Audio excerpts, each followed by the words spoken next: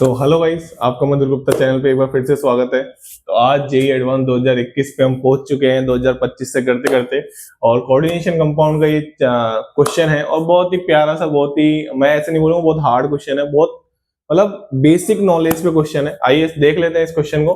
फिर इसके बाद जैसा कि हर वीडियो में एक की कॉन्सेप्ट मैं आपको देता हूँ, तो इस वीडियो में मैं देने वाला हूँ। ठीक है, चलिए। तो ये क्वेश्चन कुछ ऐसे कह रहा है कि भैया आपको calculated spin only magnetic movement बताना है। और जैसा कि मैं आपको बता दूं, चाहे मेंस हो, चाहे नीट हो, चाहे जेईई एडवांस हो, चाहे कोई जैम का एग्जाम हो, चाहे गेट का, चाहे सीएसआईआर नेट का, ये जो मैग्नेटिक मूवमेंट का जो है ना, ये कॉन्सेप्ट बहुत पूछा जाता है। जी हाँ, मैग्नेटिक मूवमेंट का कॉन्सेप्ट बहुत भर भर के पूछा जाता है। पैरामैग्नेटिक, डायामैग्नेटिक, सिंपल कंपाउंड से पूछ लेगा, कॉम्प्लेक्स कंपाउंड में पूछ लेगा। देखो पूछ लिया ना कॉम्प्लेक्स कंपाउंड में। और आपको पता है कि इसका एक सिंपल सा फॉर्मूला होता है। क्या होता है बताओ? शाबाश। म्यू बराबर under root N N plus 2 होता है। और यहां पे जो एन होता है वो क्या होता है बताओ? नंबर ऑफ अनपेयर्ड इलेक्ट्रॉन होता है। नंबर ऑफ अनपेयर्ड इलेक्ट्रॉन होता है, नंबर ऑफ अनपेयर्ड इलेक्ट्रॉन्स। ठीक है। और यहाँ पे आप देखोगे तो यहाँ पे जो म्यू है वो आपका क्या है? Spin only magnetic movement. ये आपका जो म्यू है वो क्या है? Spin only magnetic movement. मतलब ये इतना बार फॉर्मूला पढ़ लेते हैं ना, मतलब मैं आपको बता रहा हूँ, मतलब इससे क्वेश्चन गलत करके आना मतलब हजारों में रैंक पीछे हो जाना है। क्योंकि ये क्वेश्चन गलत नहीं होना चाहिए, इजी क्वेश्चन गलत नहीं होना चाहिए। हार्ड क्वेश्चन भले एक बार को हम गलत कर दें, मतलब हो जाता है गलत, खुद से थोड़ी करेंगे। ठीक है ना? तो इजी क्वेश्चन गलत करने से बहुत दिक्कत आती है ना। इजी क्वेश्चन गलत नहीं होना चाहिए हमारा। तो यहाँ पे इसकी जो यूनिट देखी जाती है वो किसमें देखी जाती है? बोर मैग्नेटॉन में। ठीक है। तो यही क्वेश्चन है, इसी के बेस पे है। तो इसको निकालने के लिए हमको नंबर ऑफ अनपेयर्ड इलेक्ट्रॉन, अब क्वेश्चन का भी पैरामैग्नेटिक पूछ लेते हैं। मैंने पता नहीं कितनी वीडियो में ये बात बोल दी है कि कोई भी सब्सटेंस पैरामैग्नेटिक केमिस्ट्री में आपको देखना है तो कम से कम एक अनपेयर्ड इलेक्ट्रॉन अगर उसमें हो तो हम उसको पैरामैग्नेटिक बोल देते हैं। और डायामैग्नेटिक के लिए एक भी अनपेयर्ड इलेक्ट्रॉन नहीं होना चाहिए, उसको हम क्या बोल देते हैं? डायामैग्नेटिक स्पीसीज बोल देते हैं। बात समझ में आ गई? चलिए, तो अगर हम आगे देखें इस क्वेश्चन से, अब आपको सबको पता है ये क्वेश्चन जब भी सोल्व होगा जब आपको सीएफटी आती होगी, crystal field theory. Coordination compound की मोस्ट इंपोर्टेंट थ्योरी जो है वो सीएफटी ही है। ठीक है। तो यहाँ पे अगर हम देखें, सीआर पहला कॉम्प्लेक्स जो आपको दे रखा है, फर्स्ट वाला क्वेश्चन ने बिल्कुल सिंपल पूछा है कि इसका और इसका मैग्नेटिक मूवमेंट बता दो, और चार ऑप्शन आपके सामने है ये रहे। तो देख लेते हैं। पहला कॉम्प्लेक्स CrNH3 का होल 6 और क्या है 3+। अब देखो बेटा, मैं आपको एक चीज बता देता हूं, अगर आपको कोऑर्डिनेशन कंपाउंड इसी वीडियो के माध्यम से, आपको इसी वीडियो के थ्रू बता देता हूं मैं आपको, अगर आपको बेसिक से कोऑर्डिनेशन कॉन्सेप्ट पढ़ना, कोऑर्डिनेशन केमिस्ट्री पढ़नी है ना, तो आपको कोऑर्डिनेशन नंबर निकालना, ऑक्सीडेशन स्टेट निकालना, लिगेंड के बारे में नॉलेज पूरी अच्छी होनी चाहिए, जब भी जाके आप कोऑर्डिनेशन केमिस्ट्री का क्वेश्चन कर पाएंगे। मैं आपको एक चीज बता देता हूं, आप इसका क्वेश्चन मतलब गलत करके आ रहे हो ना, मतलब गलत कर रहे हो अपने साथ। नहीं होना चाहिए इस चैप्टर का क्वेश्चन गलत, आपसे नहीं होना चाहिए। क्यों नहीं होना चाहिए? क्योंकि आपको बेसिक नॉलेज अगर होगी ना तो आप इस चैप्टर का क्वेश्चन गलत नहीं करके आएंगे। और हम एडवांस के क्वेश्चन कर रहे हैं। हम किसके क्वेश्चन कर रहे हैं? एडवांस के क्वेश्चन कर रहे हैं बेटा। और आपको देखो ये एडवांस का क्वेश्चन आया हुआ है, तो बात की गहराई को समझ रहे हो? बेसिक अपने स्ट्रॉन्ग करो तो हम फाइट कर सकते हैं अच्छी। तो यहाँ पे अगर हम देखें तो ऑक्सीडेशन स्टेट निकालना, इसको एक्स मान लो। अब लिगेंड की अगर नॉलेज होगी तो NH3 कैसा होता है? न्यूट्रल लिगेंड होता है। तो x+6 इंटू 0, इस पे कोई चार्ज नहीं है, और पूरे कॉम्प्लेक्स पे कितना चार्ज है? +3। तो x बराबर कितना आ गया? +3। x क्या है? Oxidation state of chromium. अब क्रोमियम का हमको पता है क्या? क्रोमियम का तो इतना करके पढ़ाया जाता है, पता नहीं बच्चों को ऐसा बैठ जाता है दिमाग में, 3d5 4s1। और क्रोमियम +3 की बात करोगे तो क्या हो जाएगा? Ar3d3 हो जाएगा। ये लो, बात समझ में आ गई? अब चाहे तुम इसमें वीक फील्ड यार सीआर, मैं क्या बता रहा हूं अभी की पॉइंट दूंगा, D1 D2 D3 में चाहे स्ट्रॉन्ग फील्ड लिगेंड हो चाहे वीक फील्ड लिगेंड हो, कोई फर्क नहीं पड़ता। क्योंकि उसमें तो आपको इलेक्ट्रॉन कैसे भरने हैं बिल्कुल आराम से। देखो इधर 2 लेवल होते थे, मैं इसमें वीडियो में बात भी करने वाला हूं। अगर हम कोऑर्डिनेशन नंबर 6 की बात करते हैं तो ऐसा कुछ CFT बनता था, यहाँ पे T2G होता था और यहाँ पे क्या होता था बेटा? EG। अब आपको 3 इलेक्ट्रॉन भरने हैं तो भर दो ना यार 3 इलेक्ट्रॉन, 1 2 3।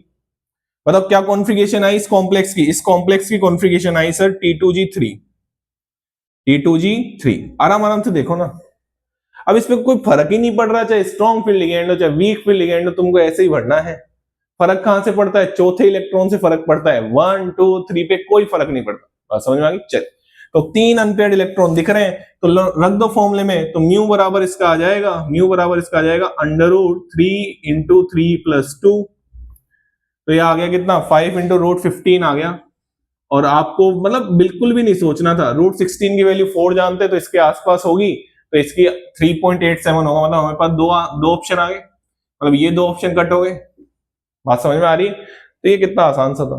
अब दूसरा देख लेते हैं, कॉपर वाला। आइए कॉपर वाला देख लेते हैं, आइए इसको मैं रफ कर रहा हूं। तो यहां पे अगर हम कॉपर वाला देखें, तो कॉपर वाला देख लो, क्या दिक्कत है, कॉपर वाला देख लो, ये देखो, इसको मैं थोड़ा सा ये लो, इसी में कारस्तानी कर देता हूं, ये लो, ठीक है। यहाँ पे हम थोड़ा सा मॉडिफाई कर देंगे, यहाँ पे हम मॉडिफाई कर देंगे, ये देखो कॉपर की कॉन्फ़िगरेशन, क्रोमियम की कॉन्फ़िगरेशन हर कोई जानता है, ठीक है ना। कोई बच्चा ऐसा नहीं होगा जिसको कॉपर की कॉन्फ़िगरेशन, अगर वो जेई तक पहुंचा है तो, ठीक है ना, अगर वो जेई एडवांस तक पहुंचा है तो कोई भी बच्चा ऐसा नहीं होगा जिसको किसी कॉन्फ़िगरेशन नहीं आती होगी, किसी कॉन्फ़िगरेशन कॉपर और क्रोमियम की, ऑब्वियसली, है ना।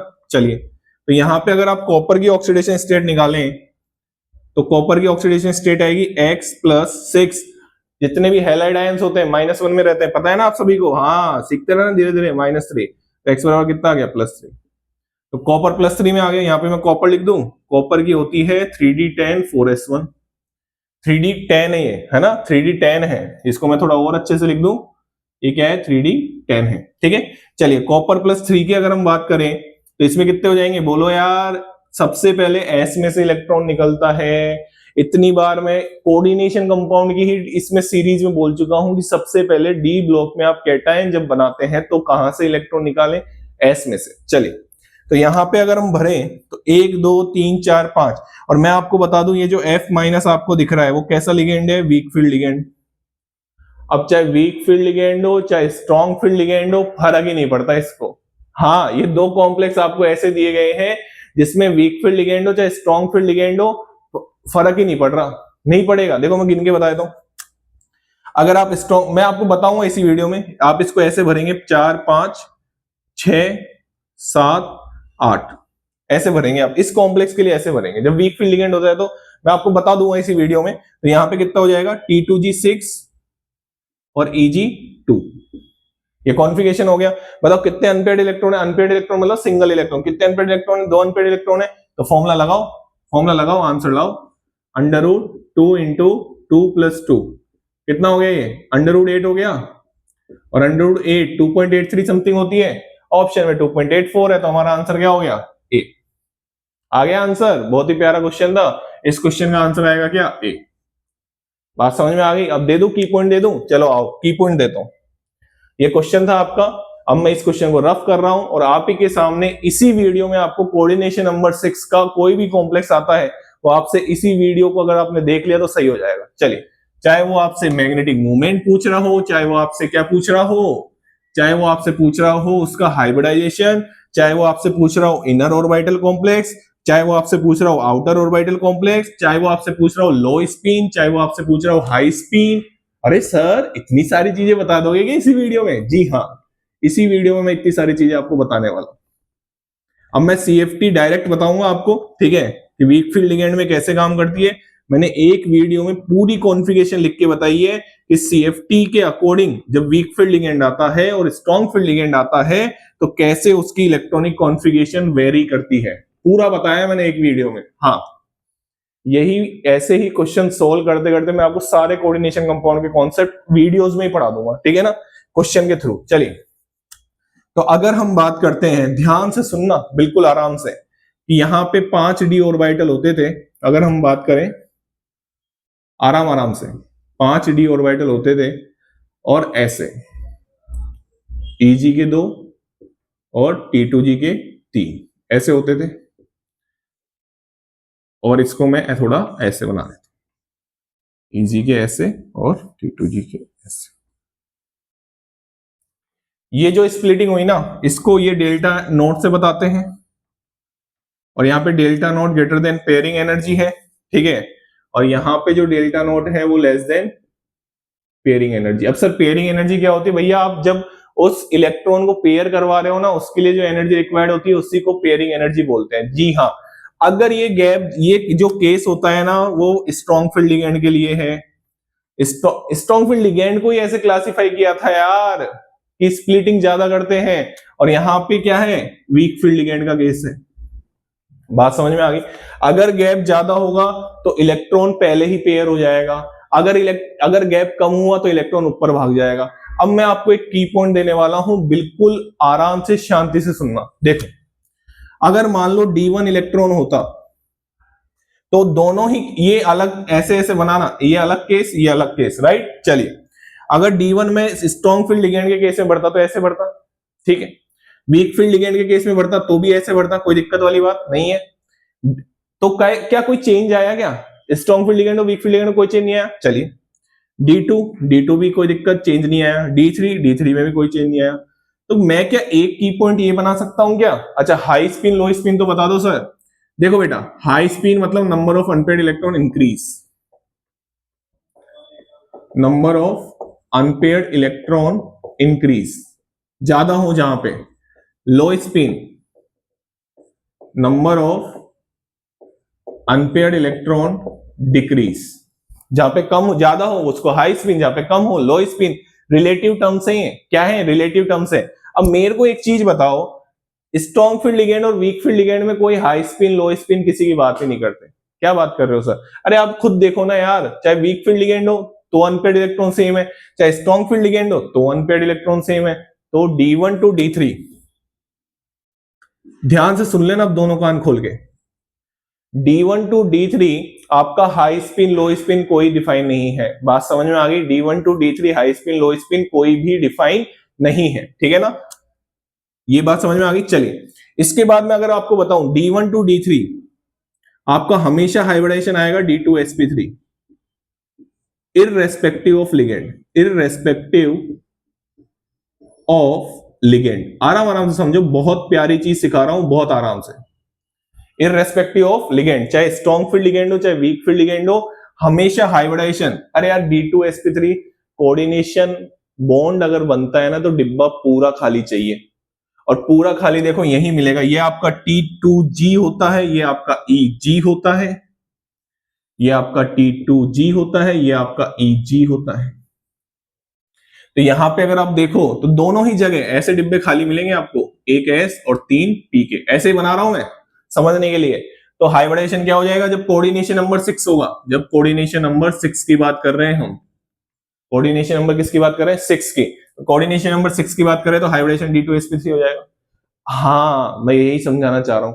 D1 से D3 कोई फर्क नहीं पड़ता। आगे बढ़ू, कोई दिक्कत? चलिए, अगर जब हम D4 की बात करते हैं तो D4 में तो यहां पे इलेक्ट्रॉन आएगा, क्योंकि क्या हो जाएगी, पेयरिंग हो जाएगी, क्योंकि ये गैप क्या है, ज्यादा है। अरे गैप ज्यादा होगा तो इलेक्ट्रॉन पेयर हो जाएगा, बट यहां पे बेटा ये ऊपर चल जाएगा। अब तुम खुद गिन, बहुत बहुत ज्यादा इंपॉर्टेंट कॉन्सेप्ट बता रहा हूं। बताओ, यहां पे इस वाले केस में D4 में अनपेयर्ड इलेक्ट्रॉन कितने हैं? 2। यहाँ पे कितने? 4। बताओ, ये यहाँ पे क्या बनाया? लो स्पिन। बताओ, ये यहाँ पे क्या बनाया? High spin. अब आ गई ना बात समझ में? अभी तो रुक जाओ। तो D4 लिख दिया सर, D4, ठीक है। D5 पे आओ। D5 क्या करोगे? एक तो इधर आएगा, बताओ, और ये कहां जाएगा? इधर। पाउली रूल ये सब चल रहे हैं, हुंड का मैक्सिमम मल्टीप्लिसिटी रूल सब एक साथ चल रहे हैं, लेकिन हमको इलेक्ट्रॉन कैसे बनना है वो सिखा रहा हूं। चलिए, तो बताओ, यहाँ पे अनपेयर्ड इलेक्ट्रॉन कितने हैं? 1। वहां पे अनपेयर्ड इलेक्ट्रॉन कितने हैं? 5। तो मतलब वहां पे D5 के केस में हाई स्पिन बन रहा है और यहाँ पे लो स्पिन बन रहा है। देखो की पॉइंट। चलिए, D6 करते हैं, तो ये D6 हो गया और D6 यहां हो गया। बताओ, D6 में अनपेयर्ड इलेक्ट्रॉन कितने हैं? वहां पे 4। यहाँ पे कितने हैं? 0। तो यहाँ पे हाई स्पिन और यहाँ पे लो स्पिन। आगे बढ़ू, चलो। अब D7 तो जगह है नहीं तो ऊपर ही जाएगा। D7 यहां भरोगे तो क्या आएगा? यहाँ पे आ जाएगा। अब बताओ, यहाँ पे अनपेयर्ड इलेक्ट्रॉन 1 है, यहाँ पे अनपेयर्ड इलेक्ट्रॉन 3 है, तो क्या हो गया? बोलो यार, अरे बोलो ना। यहाँ पे हाई स्पिन और यहाँ पे लो स्पिन। चलो, D8 बढ़ते हैं, D8 बढ़ते हैं, ये आपका D8 हो गया। अब आपको ऐसी फीलिंग नहीं आ रही दोनों में अनपेयर्ड इलेक्ट्रॉन सेम है? हाँ, समझ गए। एक की पॉइंट ये निकल के आया कि D4 to D7 अगर स्ट्रॉन्ग फील्ड लिगेंड हुआ तो क्या होगा? लो स्पिन। और हाइब्रिडेशन क्या होगा उस केस में? हाँ, जब तक D7 चल रहा था, जब तक D7 चलेगा तो उसका हाइब्रिडेशन की पॉइंट दे रहा हूं, D2sp3 होगा। लो स्पिन होगा और क्या होगा? D2sp3। और जब वीक फील्ड लिगेंड होगा वीक फील्ड लिगेंड होगा तो क्या होगा, हाई स्पिन। क्या होगा, हाई स्पिन। और क्या आएगा, हाइब्रिडेशन। हाइब्रिडेशन आएगा sp3d2। सुन लो आराम से, ये की पॉइंट है। नहीं आ रहा समझ में, और 2 मिनट वीडियो देखोगे पूरा समझ में आ जाएगा। मैं कह रहा हूं पेशेंस रखो बस। चलिए D8 में दोनों सेम है, तो लो स्पिन हाई स्पिन कोई डिफाइन नहीं है। D9 की बात कर लेते हैं, तो D9 यहां भरेंगे और D9 इसमें भी यहां भरेंगे, तो दोनों में एक एक इलेक्ट्रॉन है, मतलब इसमें भी लो स्पिन हाई स्पिन डिफाइन नहीं है। लो स्पिन हाई स्पिन वही डिफाइन है जहां पे स्ट्रॉन्ग फील्ड लिगेंड में और वीक फील्ड लिगेंड के केस में नंबर ऑफ अनपेयर्ड इलेक्ट्रॉन अलग अलग आ जाए, तो हम लो स्पिन हाई स्पिन बोल सकते हैं, नहीं तो नहीं बोल सकते। यही सिखा रहा हूं मैं आपको। तो बताओ, ये D9 हो गया, D10 भर लो, ये D10 हो गया। तो कुल मिला के बात इतनी सी है कि D8 to D10, D8 to D10 आपका हाइब्रिडेशन क्या होगा, आपका हाइब्रिडेशन होगा sp3d2 irrespective of ligand, irrespective of ligand. कितना शानदार की पॉइंट दिया है सर आपने, कितना शानदार। इसमें low spin high spin not defined, low spin high spin not defined, not defined. इसमें low spin high spin not defined, low spin and high spin not defined. क्यों डिफाइंड नहीं है, क्योंकि दोनों ही केस में क्या आ रहे हैं, अनपेयर्ड इलेक्ट्रॉन सेम आ रहे हैं। क्या आ रहे हैं, सेम आ रहे हैं। आराम से देखो, नॉट डिफाइंड, नॉट डिफाइंड। ये रहा आपका की पॉइंट कोऑर्डिनेशन नंबर 6 का। बैठा लो इसको दिमाग में, मैं कह रहा हूं इतने नंबर सही हो जाएंगे आपके, इतने नंबर सही हो जाएंगे, पूछो मत। कुल मिला के इतनी सी बात है, D1 से D3 कोई भी लिगेंड हो हमेशा D2sp3 हाइब्रिडेशन बनेगा। D4 से D7 मैं कुछ जर्नल है, कुछ एक्सेप्शन है, उसकी बात मैं अभी लिख दूंगा थोड़ी देर में, आप थोड़ा सा पेशेंस रखें प्लीज, है ना। D4 से D7 अगर स्ट्रॉन्ग फील्ड लिगेंड है लो स्पिन बनाएगा, D2sp3 हाई स्पिन होगा, वीक फील्ड लिगेंड के केस में sp3d2 हाइब्रिडेशन बनाएगा। D8 to D10 हमेशा sp3d2 हाइब्रिडेशन बनाएगा, जी हाँ। और irrespective of ligand low spin and, ये एंड है बेटा, एंड है, लो spin and high spin not defined. बात समझ में आ गई, आगे बढ़ू। चलिए, तो ये था आपका पूरा कोऑर्डिनेशन नंबर 6 का। जी हाँ, ये इसी बॉक्स में है सब कुछ। अब कुछ एक्सेप्शन आते हैं जिसकी हम बात कर लेते हैं, आ जाओ इसी वीडियो में बात कर लेते हैं, आ जाओ। अब मैं इसको रफ कर रहा हूं, बहुत इंपॉर्टेंट चीज मैंने आपको पढ़ा दी है इस वीडियो में।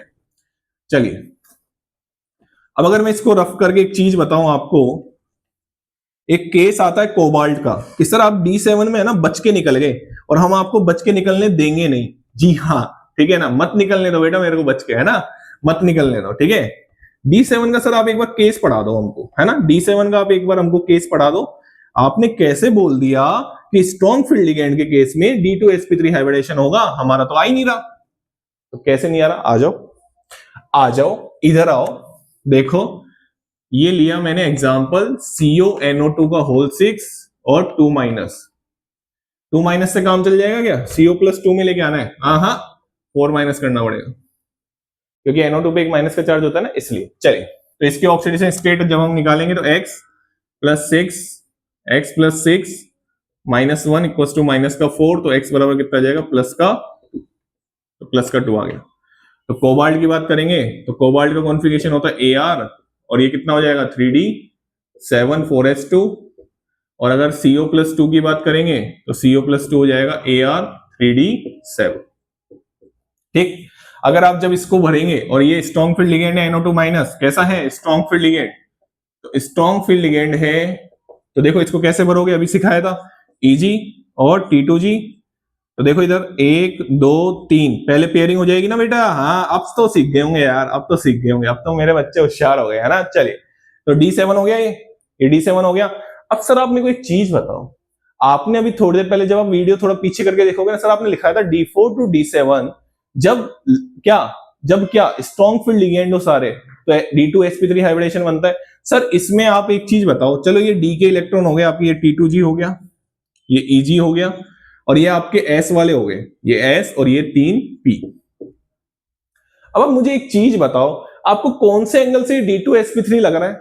आपने तो बोला था कि ये पूरा खाली होना चाहिए जब जाके D2sp3 होगा। अब मेरे को एक चीज समझाओ कि कैसे होगा। तो बेटा इसमें एक की पॉइंट लगता है, इसमें होता है ट्रांसफर ऑफ इलेक्ट्रॉन। इसलिए मैं इस वीडियो में बहुत इंपॉर्टेंट रहने वाली है आपके लिए वीडियो।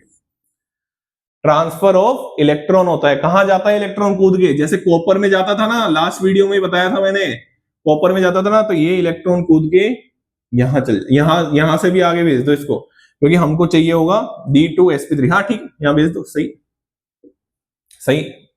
तो ये कुछ ऐसा दिखाई देगा, मैं दिखा दूं ये कैसे दिखाई देगा। ये जब इसको इलेक्ट्रॉन यहां कूद जाएगा तो ये कुछ ऐसा दिखाई देगा कि आपके D2sp3 के ऐसे डिब्बे भरे हुए हैं, ऐसे, थोड़ा सा ऐसे करके दिखा रहा हूं मैं, आराम से देखना, कोई दिक्कत वाली बात नहीं आएगी, गारंटी है मेरी, कोई दिक्कत वाली बात नहीं आएगी। ये देखो, तो यहां पे वो इलेक्ट्रॉन पहुंच गया। अब देखो आराम से, ये जो हाइब्रिडेशन होगा वो क्या हाइब्रिडेशन होगा, D2sp3। बोला था ना की पॉइंट गलत नहीं हो सकता, की पॉइंट गलत नहीं हो सकता। इनर ऑर्बिटल कॉम्प्लेक्स, अच्छा इनर ऑर्बिटल कॉम्प्लेक्स क्या होते हैं और आउटर ऑर्बिटल IOC और OOC क्या होते हैं। इनर ऑर्बिटल कॉम्प्लेक्स जब अंदर वाले d ऑर्बिटल काम में आ जाते हैं ना, तो उसको बोलते हैं इनर ऑर्बिटल कॉम्प्लेक्स। जब बाहर वाले ऑर्बिटल काम में आते हैं ना, अरे कुल मिला के इतना ध्यान रखो ना यार, ये जब d के जो ये वाले होते हैं ना, अपने 5D होते हैं ना यार मेटल के पास, तो ये जो 5 3D वाले हैं, अगर हम फर्स्ट ट्रांजिशन सीरीज की बात कर रहे हैं, तो ये जो 2 डिब्बे अगर खाली दिख गए तो इसका हाइब्रिडेशन D2sp3 है। D2sp3 आपका लो स्पिन हो गया, वो सॉरी क्या बोला मैंने, इनर ऑर्बिटल कॉम्प्लेक्स हो गया। sp3d2 बाहर वाले काम में आए, बाहर वाले काम में आए, अरे ये आपका यार क्या यार, ये 3D हो गया, ये 4s हो गया, ये 4p हो गया, ये 4d हो गया। बाहर वाले काम में आए कि नहीं आए, बाहर वाले काम में आए ना, तो बाहर वाले ऑर्बिटल अगर हाइब्रिडेशन में काम में आते हैं तो आउटर ऑर्बिटल कॉम्प्लेक्स, अंदर वाले मतलब ये वाले, बात समझ में आ रही, बात समझ में आ रही, मतलब sp3d2 होता तो ये वाले काम में आते ना, तो मतलब उसको बोलते हैं हम आउटर ऑर्बिटल कॉम्प्लेक्स, इसको क्या बोलेंगे, इनर ऑर्बिटल कॉम्प्लेक्स। क्लियर, चलिए अब मैं आपको एक चीज सिखा रहा था। सर आपको तो पता है ट्रांसफर हो गया, हमको कैसे पता चलेगा। मैं आपको एक की पॉइंट दे देता हूं, इलेक्ट्रॉन ट्रांसफर केवल एक इलेक्ट्रॉन का होता है, यहां से यहां, केवल एक इलेक्ट्रॉन का। दूसरी कंडीशन, इलेक्ट्रॉन ट्रांसफर बनने के बाद वो इनर ऑर्बिटल कॉम्प्लेक्स बनना चाहिए। लिख लो जो मैं बोल रहा हूं, पहली कंडीशन एक ही इलेक्ट्रॉन का ट्रांसफर करवा सकते हो, दूसरी कंडीशन कि इलेक्ट्रॉन ट्रांसफर करने के बाद इनर ऑर्बिटल कॉम्प्लेक्स बनना चाहिए, तीसरी कंडीशन कि सारे के सारे हम लिगेंड की बात करते हैं वो क्या होने चाहिए, स्ट्रॉन्ग फील्ड होने चाहिए। 3 कंडीशन मैंने बोल दी, आपको बात समझ में आ जानी चाहिए। इसी में इलेक्ट्रॉन का ट्रांसफर होगा, नहीं होगा नहीं तो एक साथ 2 इलेक्ट्रॉन का ट्रांसफर नहीं होता, यहां से यहां आगे की तरफ पीछे की तरफ करवा सकते हो हमारे कंडीशन के अकॉर्डिंग, जैसे हम NiCO4 में करवा देते हैं, लेकिन यहां पे नहीं होगा। बात समझ में आ गई। तो मैं आपको एक की पॉइंट दे देता हूं कि यहां पे जो ये CO NO2 का whole 6 4- act as a reducing agent. क्यों, क्योंकि ये एक इलेक्ट्रॉन निकाल देता है और ये स्टेबल रहता है। यहां CO NO2 का होल 6 3- कितना माइनस, 3- ऐसे। तो ये एक्ट एज अ कैसे काम करता है, रिड्यूसिंग एजेंट काम करता है। यहां पे कोबाल्ट +2 में है, यहां पे कोबाल्ट +3 में। बात समझ में आ गई। बहुत इंपॉर्टेंट की पॉइंट बता दिया मैंने आपको। यहीं पे आगे बढ़ू, एक की पॉइंट और देता हूं मैं आपको, एक की पॉइंट और देता हूं। चल, एक की पॉइंट ये है कि जितने भी सेकंड और थर्ड ट्रांजिशन सीरीज वाले मेटल्स हैं, अगर वो कोऑर्डिनेशन नंबर 6 के साथ हैं, तो उनका उनका क्या, उनका हमेशा क्या, बोलो जल्दी से दिमाग लगा के बोलो, अगर सेकंड और थर्ड ट्रांजिशन सीरीज वाले हैं तो वो हमेशा लो स्पिन वाले बनाते हैं, सेकंड से थर्ड ट्रांजिशन सीरीज वाले। लेकिन ये ध्यान रखना, कॉन्फ़िगरेशन मैं फिर से बोल रहा हूं, दोनों कान खोल के सुन लो, दोनों कान खोल के सुन लो। D4 से जहां D7 की हम बात करते हैं ना, तो अगर सेकंड ट्रांजिशन सीरीज हो तो वो लिगेंड पे डिपेंड नहीं करते, ये बोलना चाहता हूं मैं। लिगेंड पे डिपेंड नहीं करते कि वो स्ट्रॉन्ग फील्ड लिगेंड है या वीक फील्ड लिगेंड है। अगर second and third transition series के मेटल्स है, फर्स्ट ट्रांजिशन सीरीज होती है 3D metals, second transition series होती है 4D metals, third transition series होती है 5D मेटल्स। तो अगर इसके मेटल्स हैं तो इसमें हमेशा पेयरिंग होगी, पेयरिंग अकर्स, ये बोलना चाहता हूं मैं। लेकिन D4 से D7 पता रखना बस, ये कहना चाहता हूं, ये की पॉइंट है आपका। ये लिगेंड की स्ट्रेंथ पर डिपेंड नहीं करते, इनमें सब कुछ ये इसमें क्या होता है, इसमें हमेशा क्या पेयरिंग होगी, लार्ज स्प्लिटिंग होती है, जेड इफेक्टिव ज्यादा होता है, इसलिए बात समझ में आ गई, बात समझ में आ गई। अब मैं आपको कुछ एक्सेप्शन की बात कर लेता हूं। देखो पहला एक्सेप्शन बहुत इंपॉर्टेंट, जो कोबाल्ट 3+ है ना, वो वाटर के साथ तो वीक फील्ड लिगेंड की तरह काम, वाटर यहाँ पे अगर मैं एक कॉम्प्लेक्स की बात करूं, देखना सारे एक्सेप्शन लिख रहा हूं मैं, अगर ये इसकी बात करूं तो आपके अकॉर्डिंग क्या होना चाहिए था, बोलो आपके अकॉर्डिंग क्या होना चाहिए था, ये आपके अकॉर्डिंग होना चाहिए था sp3d2, क्योंकि H2O तो वीक फील्ड लिगेंड की तरह काम करता है। लेकिन इसमें एक समस्या है, यही एक एक्सेप्शन कि हम बात कर रहे हैं कि यहाँ पे जो कोबाल्ट+3 ऑक्सीजन डोनर लिगेंड जो होते हैं, in general oxygen donor ligand के साथ स्ट्रॉन्ग फील्ड लिगेंड की तरह ऑक्सीजन डोनर लिगेंड बिहेव करते हैं कोबाल्ट+3 के साथ। मैं वापस बोलता हूं, ऑक्सीजन डोनर लिगेंड जो है वो कोबाल्ट+3 के साथ क्या स्ट्रॉन्ग फील्ड लिगेंड की तरह बिहेव करते हैं, ये आपको ध्यान रखना है। उसमें बहुत इंपॉर्टेंट एग्जांपल, एक तो वाटर है, एक ऑक्सिलेट आप ले सकते हैं, ये आपको ध्यान ही रखना है। बात समझ में आ गई? चलिए इसके बाद दूसरे एग्जांपल्स आपके सामने हैं, जैसे आपका हो गया क्या, जैसे आपका हो गया FeNH3 का होल 6 2+, FeNH3 का होल 6 2+, और आपका हो गया क्या MnNH3 का होल 6 2+, MnNH3 का होल 6 2+, और आपका क्या हो गया CONH3 का होल 6 2+, CONH3 का होल 6 2+, और आप क्या ले सकते हैं, Cr भी ले सकते हैं, CrNH3 का होल 6 2+, CrNH3 का होल 6 2+। अब आपको यहाँ पे फीलिंग आएगी कि अमोनिया स्ट्रॉन्ग फील्ड लिगेंड होता है, लेकिन मैं आपको एक चीज क्लियर कर देता हूं इस वीडियो में कि अमोनिया बॉर्डर लाइन पे होता है, वो कुछ मैक्सिमम के साथ स्ट्रॉन्ग फील्ड की तरह काम करता है, लेकिन कुछ के साथ वो वीक फील्ड लिगेंड की तरह काम करता है। जी हाँ, वीक फील्ड लिगेंड की तरह काम करता है। किसकी तरह काम करता है? वीक फील्ड लिगेंड की तरह काम करता है। तो अगर मैं इसमें आपको बताऊं तो यहाँ पे जो हाइब्रिडेशन आप देखने वाले हैं ना, वो आप D2sp3 नहीं देखने वाले, यही मैं आपको बताना चाहता हूं। यहाँ पे अगर आप FeD6 से आप बोलेंगे कि पेयरिंग हो जाए, पेयरिंग नहीं होती है। तो यहाँ पे जो हाइब्रिडेशन आएगा वो sp3d2 आएगा, यहाँ पे जो हाइब्रिडेशन आएगा वो sp3d2 आएगा, और आउटर ऑर्बिटल कॉम्प्लेक्स बनाएंगे। सुन लो ध्यान से, दोनों कान खोल के सुन लो, बिल्कुल अच्छे से दिमाग खोल के, बात समझ में आ गई? तो ये थोड़े से एक्सेप्शन की हम बात कर रहे थे जो मैंने आपको बताए, ठीक है। अब जैसे एक और एक्सेप्शन की बात करते हैं कि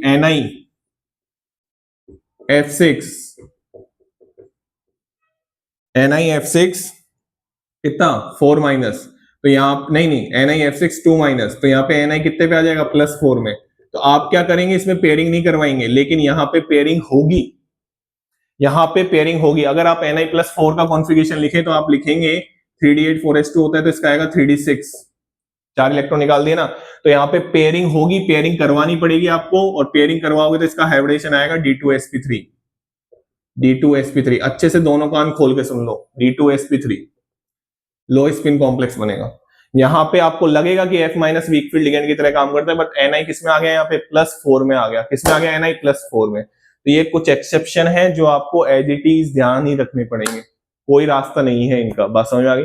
चलिए thank you so much. Channel को लाइक करें, शेयर करें और सब्सक्राइब करें। मैंने एक क्वेश्चन के साथ आपको कोऑर्डिनेशन नंबर 6 की सारी चीजें बता दी, ठीक है। चलिए मिलते हैं।